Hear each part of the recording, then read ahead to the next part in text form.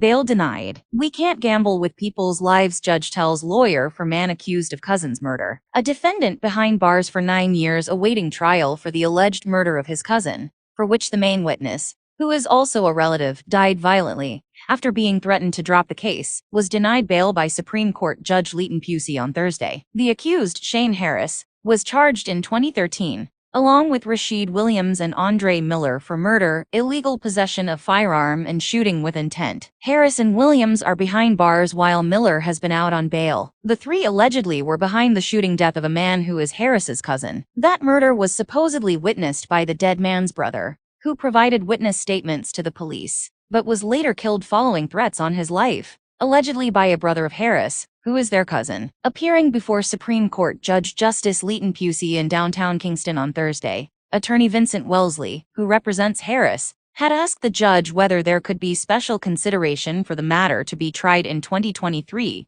as his client had been behind bars for 9 years. Wellesley, in being told that the nearest available date was September of 2025, said, "My client is insisting that I ask for a little bail." The attorney, on being quizzed by the judge as to whether he wanted to make a formal bail application, said he did not want to address the circumstances of the case, as to do so would be alerting the Crown. When one looks at the statement given by the witness who is now deceased, identification is a direct issue. Credibility is a live issue when he speaks of the men. At no time did he give any time in which he saw the person he referred to as Mr. Harris's face. Mr. Harris was never placed on an identification parade, and so identification is a live issue, Wellesley argued. He was referring to a 2013 statement by the witness in which he said, "I got a good look at all of them for over a minute, because I looked at them to make sure that it was them. And when I make them out clearly, I called out to them." There is no specificity as to the time he saw each person and what part of each person's body he saw. So although he has called the name of my client, we can't say it is this Shane Harris, Wellesley contended. The judge, in asking Wellesley whether he had drawn his conclusion based on the contents of one statement, went on to question the attorney about the threatening phone call the witness allegedly received from Harris's brother. "We don't know if Shane Harris had a brother, and we don't know if that is true. The issue of voice recognition would arise," Wellesley said. Justice Pusey, in denying the application,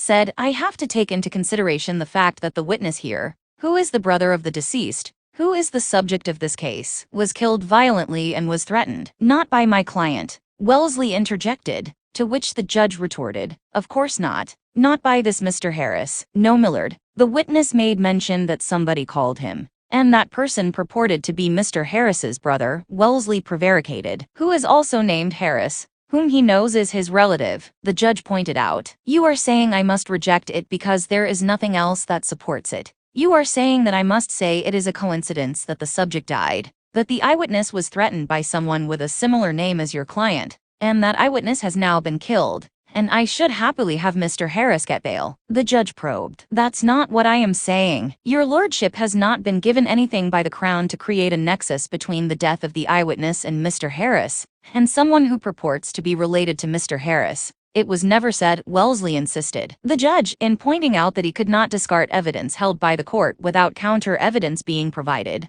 said, "What I am saying to you is, we can't gamble with people's lives, neither the life of the accused nor others, in a circumstance where a witness was killed, and where the witness was threatened by a relative of the accused, who said, 'Don't give evidence against my brother.' A prudent court would be very unwise to offer bail in those circumstances, because there would be no means of ensuring that if there is any such likelihood of interference with witnesses, that the witness would be protected," said Justice Pusey. "I can only act on the evidence I have before me. It would be highly unwise for me to do that even in circumstances where there are matters in which less volatile accused persons disappear." Several consultations later, an agreement was reached for the matter to be tried by judge alone, instead by a judge and jury, and the time set to June 2024 instead of 2025. Wellesley's client was remanded along with Williams, while Miller had his bail extended.